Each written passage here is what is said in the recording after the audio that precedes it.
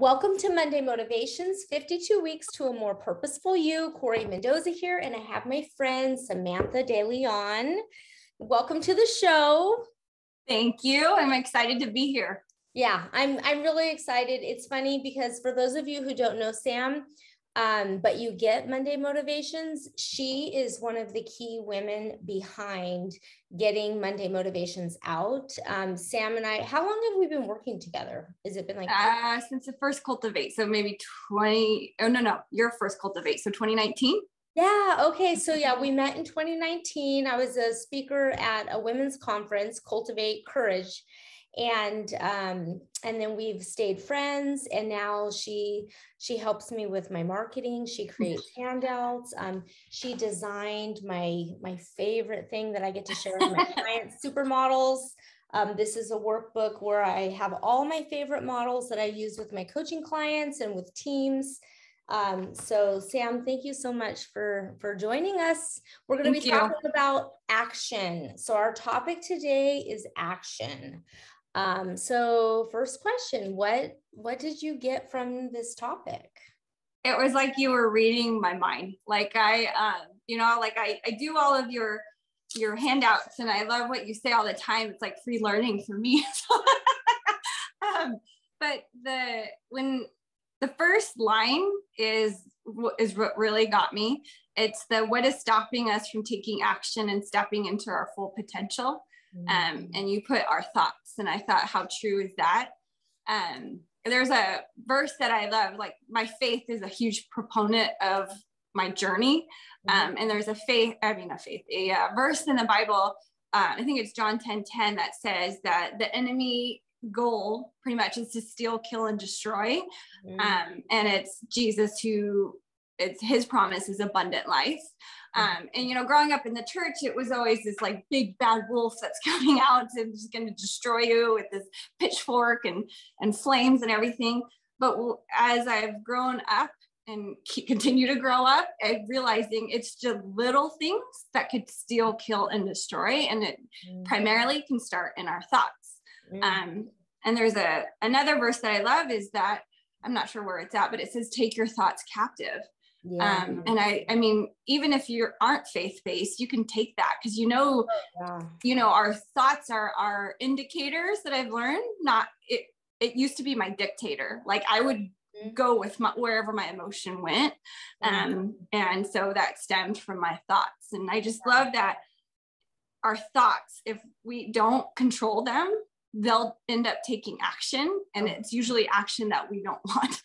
Yeah. Oh my gosh. You said so many good things. I'm going to kind of like touch on each of them. So the first thing that you opened up with is the fact that recognizing that our thoughts, they can stop us from taking action and stepping into our full potential. So I love being mindful of our thoughts. And I use that scripture all the time, taking every thought captive. That's why I believe so much in journaling. Yeah. Journaling is that way for us to untangle our thoughts and put them on paper. And, when we first start taking thoughts captive or journaling, sometimes it's hard to face what we think. Yeah. Right. And not judge ourselves for what we think. I mean, I hear people say, oh, I shouldn't think that. Yeah. And I think a big part of us unpacking this topic of action is to recognize, what are our thoughts? And then do we want to keep thinking them or think something different? Yeah. So, and then the other thing that you opened up with is just talking about that concept of steal, kill, and to destroy, like what Stephen Pressfield, he wrote. Have you read that book or heard of it? War of Art. War of Art? Yeah, The War of Art. Okay. There's another book called The Art of War. Art of War.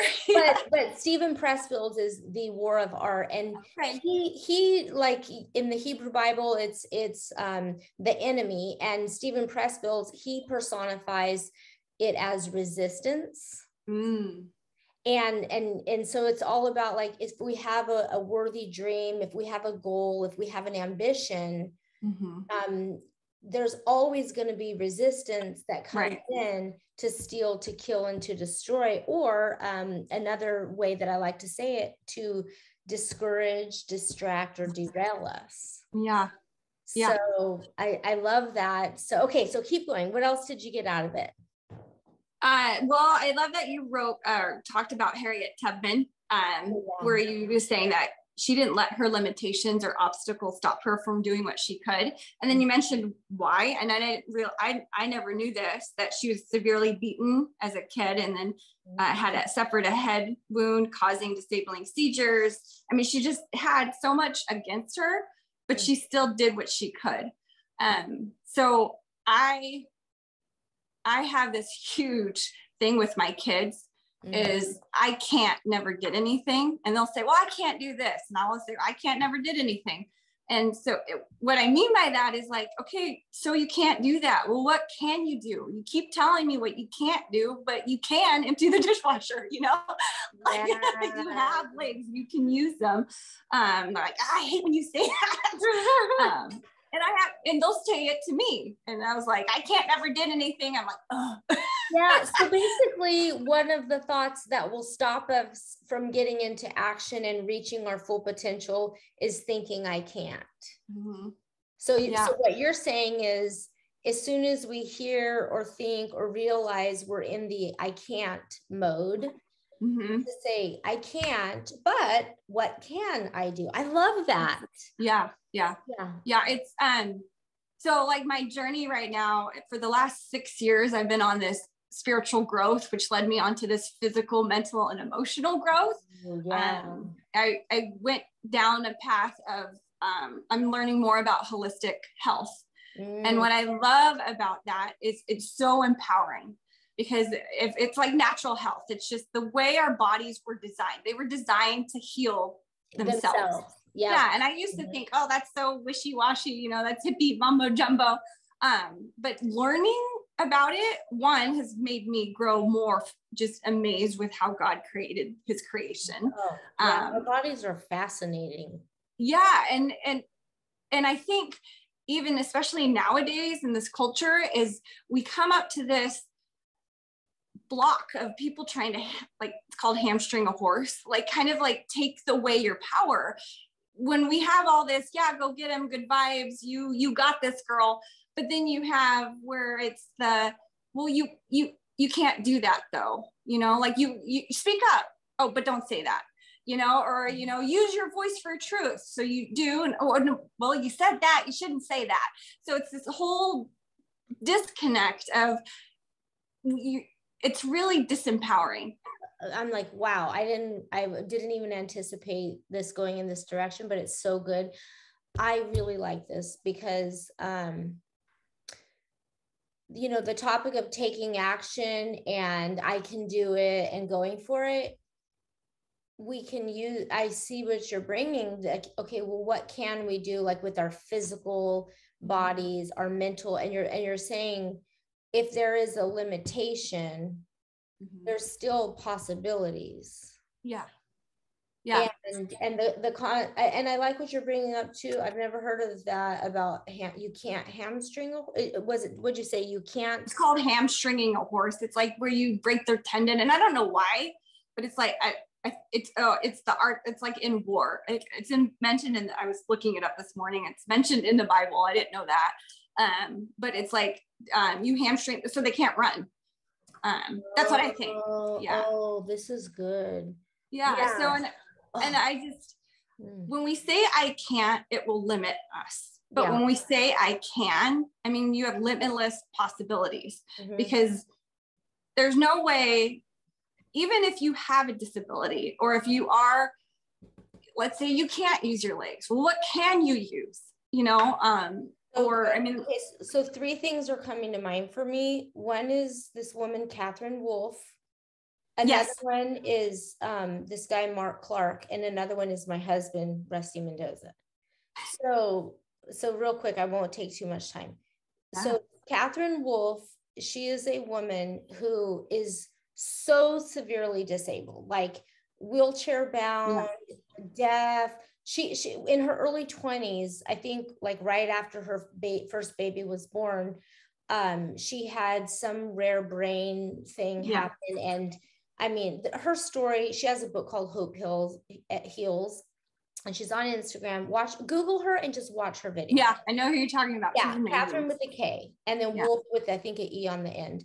And but she is using her disabled, broken body to speak a message that says, like, she says it all the time, I have a wheelchair on the outside, but we all have wheelchairs on the inside. Ooh, that's good.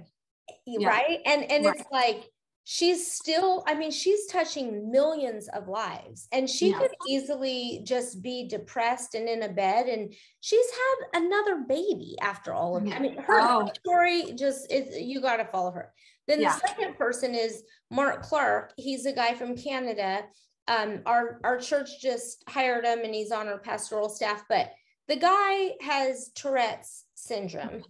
And he freaking preaches. And he said, I heard him say this once before, I hope my memory is correct, that like when he used to first start preaching, like he would sometimes just like cuss, like from the Tourette's, like, you know, and I watch it, and he's a speaker. He's a published author. He's a communicator, but he's got like a severe disability. You know, and then the third one is my husband. He's basically deaf. Like, you take out his hearing aids, and people don't realize how much he really can't read hear, because he reads people's lips. And like, he is a top producing loan officer. He is very successful, like, but every day, and we don't even know all the intricacies of what it means for a person to be deaf. Now being with him going on 10 years, I see so many, I'm like, if I have that disability, he doesn't even think of it as a disability. It took him years before he would even say, I'm deaf. He used to say, I'm a little hard of hearing. I'm like, no, you're not hard of hearing, you're deaf. But anyways, okay, I'm going to stop talking. No, I loved it. So don't hamstring a horse. Don't hamstring yourself. Yeah. And then the knife, it really is that I can't, because when you focus on what you can't do, you won't. But when you focus on what you can do, you will. So it's like this, like today, like, or you had asked me to come on, and, you know, I do all your designs. I know who your speakers are, and they have some incredible, like, credentials behind their name. Like, these are amazing speakers. And I'm like, well, I can't talk. I don't have credentials. You know, I have a bachelor's, but I don't really use it. I'm mainly a stay-at-home mom. I work at a front desk at a gym, which I love. But I'm like, I don't. And then I was telling my friend, I'm like, what am I going to put after my name? I don't even have a title. She's like, you don't put anything. So that was like overwhelmingly fear and doubt were just creeping. I almost said, I'm not doing it. I could feel it. I was like, it's nothing. We're just gonna chit chat. Like, don't worry. But I was like, you know what? I love speaking with people, and I love sharing what I know. I'm like, I'm just gonna do those two things. That's all we're doing. And I love encouraging. And this action thing has really resonated with me, because it's something I've been talking about for probably the last 6 years. It was kind of ramping up to about 2019. And that's where I shifted into holistic nutrition. 2019, or December 2019, right before COVID. And then COVID hit. And then it was this, and this is my opinion, but it was just this overwhelming fear. The devil's going to get you. You better stay in your houses. Don't do anything. And then I started reading more about holistic nutrition. And simultaneously, I was reading Deuteronomy. And it was this, okay, there's this big bad enemy. What are you going to do about it? So it's like, you can either cower in, or you can step out in faith. And so my journey of stepping out in faith is like, okay, well, why is my body so susceptible to getting COVID? Well, maybe because I'm eating not great nourishing foods. And so I started researching on what kinds of foods to eat. And my kids call themselves my guinea pigs, because I'm like, well, try this food. Let's see if this makes you feel better. And I won't really, now my first thing is not to medicate. It's like, well, Yeah. why do you have a headache? Exactly. How much water did you drink? Yeah. I'm like dehydrated. Yeah. So it's this whole, well, okay, well, what can you do about it? Because I want to empower not just my kids, but the people around myself and people around me. It's like, I don't want to further limit you because you're probably already limiting yourself. I want to tell you what you can do. Mm-hmm. And with my kids, I'm always quick to say, well, okay, here's what you can do. Mm-hmm. So, I heard a quote one time and I use it all the time now. I think now I'm even trying to get credit for it, but it's if you argue for your limitations, you get to keep them. Yes, I love that. Right. And it's it's like and another saying is our minds are like a Google search engine. Whatever we ask it to look for, it will find. So that is perfect. Right. So right now, a friend of mine, her mom is very sick. And she kind of told me the diagnosis and everything. And so I Googled it. And then it's like everything I'm reading, it's like there's no cure, there's no hope there, and it is discouraging to read those words. But I was like, there at one time there wasn't a cure for measles, or there wasn't a cure for whatever, I can't think of it. But we have to believe. And you mentioned stepping out in faith. And I recently got this book, 150 Essential Emotions. And it's really cool. No chapter reading. It's just for each emotion, there's 2 pages. It'll have the emotional words. So we're going to talk about right now the word confidence. And then it goes into, is it a Latin word? What does it come from? And then there's more little details, but it's just to understand the emotion. But the word confidence means in trust. So stepping out in faith, stepping out so we can be confident, like we're trusting that there is a way where they're saying right now there is not a way. So like in the health example, like there's no cure for this, like you will die, like, well, it in trust, like, well, maybe let me die trying. It's hamstringing you. It's like, you can die. Yes. As soon as we believe something is not possible, we're not going to take any actions. We're not going to take any actions to try to find a new pioneered way. Like, I mean, we've got to be pioneers. We've got to carve out new paths. I'm going to look up this hamstring a horse thing. Hopefully I'm right. I was like, because the word came up to I couldn't remember the word, but I remember I was like, I could visually see the word, but I couldn't put my hand on it. And so I was like Googling, what does it mean to like disable a horse? And then so hamstring came up. So reading the definition. So I hope I'm right. So if not, the metaphor works. An inaccurate metaphor, we don't care. It's still, see, I can even think of it the wrong way and it's still useful. Well, and then, maybe we could talk a little bit about, like Harriet Tubman. One of the reasons she inspired me. So when my daughter was in elementary school, she did a research paper on her, and I learned more stuff about her than I had known before. But when I try to put myself back in, what was it like in Harriet Tubman's shoes? Like, she probably never imagined that I'm going to make history. Right. Like, she probably never imagined this was going to be like this path that many people would be set free from and escape. It might have been like, I'm just going to step out and go for it and trust and take a risk for this one person, and it just takes one of us to try something that's impossible. And then all of a sudden, we make a difference. And I think part of the I can't is also that, like, I don't matter.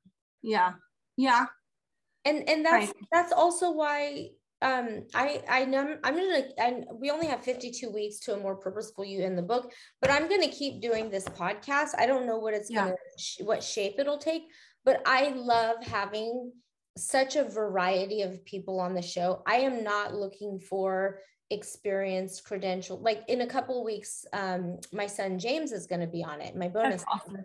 And it's like, because everybody matters. Yeah. Like, right. Age, perspective.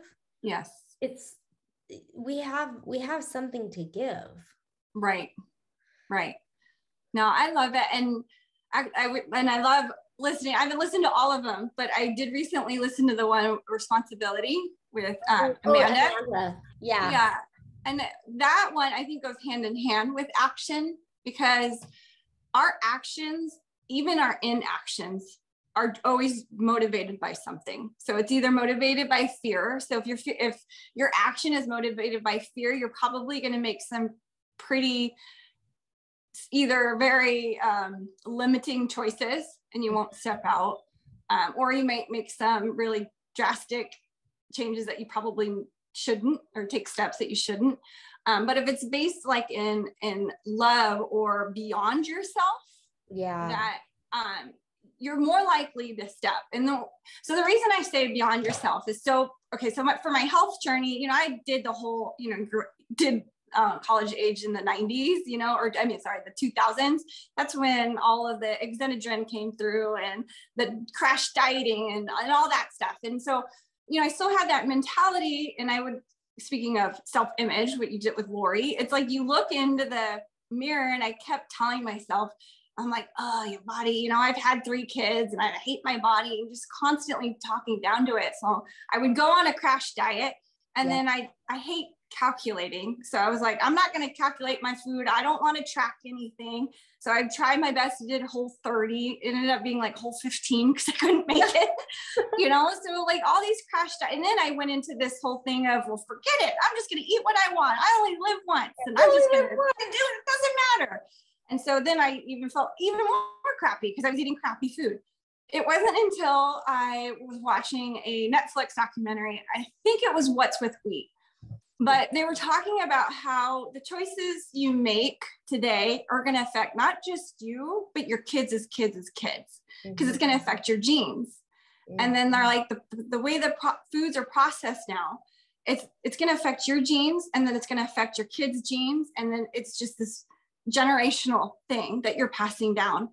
And I'm like, and I've always had this prayer with my kids, like, Lord, let me never be in their way. Like, I don't want to keep them from their potential. And so I thought maybe, that's like, oh, you do, let's live out your dream. But then I was realizing, I was like, oh my God, the food I'm giving them is limiting their potential. And so then health was flipped on its head, because it was no longer about me anymore. And I'll even say, when I give the kids, they had a donut this morning, and because I let them have it, it's all about moderation. Yeah. But when they want a donut and they're about to race in a swim meet, I'm like, is that going to help you race good or not? And then, is that nourishing to your body? And they're like, no, I hate when you say that. And I'm like, I'm not doing it for you. I'm doing it for your kids. So, my grandkids. Okay. My grandkids. And so I had this, I wanted to change the health legacy of our family. I wanted to be able to empower my kids to be like, if you feel a certain way, look into how you're nourishing yourself. And then, there are going to be circumstances that you can't control, and you probably, it's not a guarantee you're not going to get a disease or cancer or something like that. But the choices that you're making now, are they going to help you, or are they going to hinder you to meet the goal that you're wanting? Because if you want your goals to be this big CEO and make all the money, but then your health isn't good, your money's squandered. Oh yeah. So, yeah. I've been thinking about health a lot with, my friend's mom, what she's going through, and what my friend's going through. And I'm like, there are certain things that, like, once it's over in one box, like it's far. Like you just, why wait till something's a problem if you can get ahead of it? In her situation, she couldn't have gotten ahead of it. Yeah, right. But with health, we can take action. And going back to that question, what is stopping us from taking action and stepping into our full potential? Our thoughts. So a thought like, if this doesn't matter anyways, well, it does. Right. You know? So just our thinking will, like you said, it'll either fuel us to improve our actions, or it'll keep us stuck and not change, or not help us develop our full potential. Right. And I don't want to sound insensitive, because I do walk a fine line of, well, are you saying that I caused my disease? You know, like, no, and I'm not saying that, but I do think we have. So there's another story in the Bible that I love, and it's talking about Jesus, how he heals the lame man. And so when you text me this, I didn't, you said you wanted to bring this up, or that, you know, you were thinking about it. And in my hermeneutics class, I wrote my paper on this passage. This story is like my God story. Yeah. Like, I was the lame man. Okay, keep going. Yeah. So those aren't familiar with it. It's basically Jesus goes to this, it's called Pool of Bethesda, right? So, and you can tell me you did more homework than I did. I'll add to or clarify if there's a thing that I can contribute. Yeah. And so it's basically this place where people went to go get healed. And these people were like paralyzed, they couldn't see, blind, lame. And it was believed that this pool had magical, like, healing powers, and it, like, an angel stirred the waters, and you had to be the first one in, and you didn't know when it was going to happen. You had to run in, the first one in got healed. And so this man was, let me add a little bit. So all those, that place was like a modern day hospital, because like they weren't allowed in the temple. So like, so imagine this, like modern days, like everybody's going to, you know, Bottle Rock, Napa for the concert, or everybody's going to, okay, the temple's supposed to be for church stuff, but like everybody's going to like the cool, fun, amazing place. And they're stuck in the, because they weren't allowed in the temple. Right. And last little comment is, it was kind of like winning the lotto, like, right? Like one person gets healed. One out of how many? And it's like mystical that the angel stirred the water. And the truth is that there was a spring there. So when the water would get stirred, it wasn't a magical angel stirring it. It was part of where the water came in. Okay. Interesting. I didn't know that. That's interesting. Yeah. And so Jesus walks up to this man, and granted, the only man he talked to, and everyone else was sick. And there were multitudes. Yeah. And so he goes to this man, and it says he knew why he was there. Yeah. He asks him, do you want to get well? And he was saying, well, yeah, but I can't. There's no one to carry me. I can't walk. And everyone gets in there first before I do. And so Jesus he kind of brushed over it and said, stand up, pick up your mat, and walk. And what I love about that is he gave him 3 action steps, because after that he was healed. So he gave him 3 action steps. You need to stand, you need to pick up your stuff, and walk. And so the healing was the third, resulted in him stepping out in faith. One, he had to do it all in faith, because it was a miraculous thing that happened.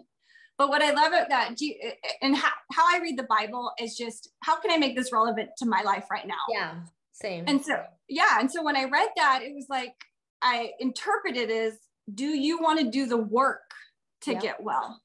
And so going back to health and saying that, when we eat a certain way, we are going to reap what we sow. Mm-hmm. Not every time, but I mean, you are going to, if you're not nourishing your body, and the only way to nourish your body is mainly through your mouth and what you eat. Mm-hmm. And so it really relies on your conscious choices. Are you predominantly eating the things that your body needs? Mm-hmm. And so it was, and when I talk to other people, they're like, well, I I keep getting these headaches. I'm like, well, what are you eating? And that some usually just get mad because it's like, are you telling me that I'm like, well, why don't you figure out what you're eating instead of keep popping pills all the time? Yeah. And it does rely us to die to self, to die to our, like, I want this now. Yeah. And the way I looked at dieting before is like when I gave up because I was like, well, screw this. I'm just going to eat whatever I want. Well, whatever I wanted was In-N-Out, goldfish, you know, things that weren't nourishing. And I paid the price for it. Like I had stomach issues and I always have headaches and I always hit a wall at 3 o'clock and I was snappy and irritable. But when I started cleaning that up, like some of the stuff started going away. You know, and again, I don't want to sound insensitive to someone who has something, but it's I don't want to also hamstring anyone. I want to give you the tools. Yeah, you might have that, but are there things you can do? Yeah. Like, are you working with your miracle? Or are you working against your miracle? Yes. Oh, yeah. Well, and the whole thing about it, when we think of a miracle, I've always thought it like, I've always been like a very optimistic person. So anything is possible, you know, my mantra. But it's like a lot of miracles don't happen suddenly.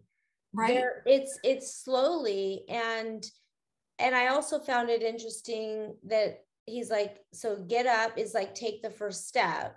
Yeah. And it's to be seen. Right. So like, so I don't want so in the example of I have headaches all the time. So even that first step of like, I want to fix the headaches. Yeah.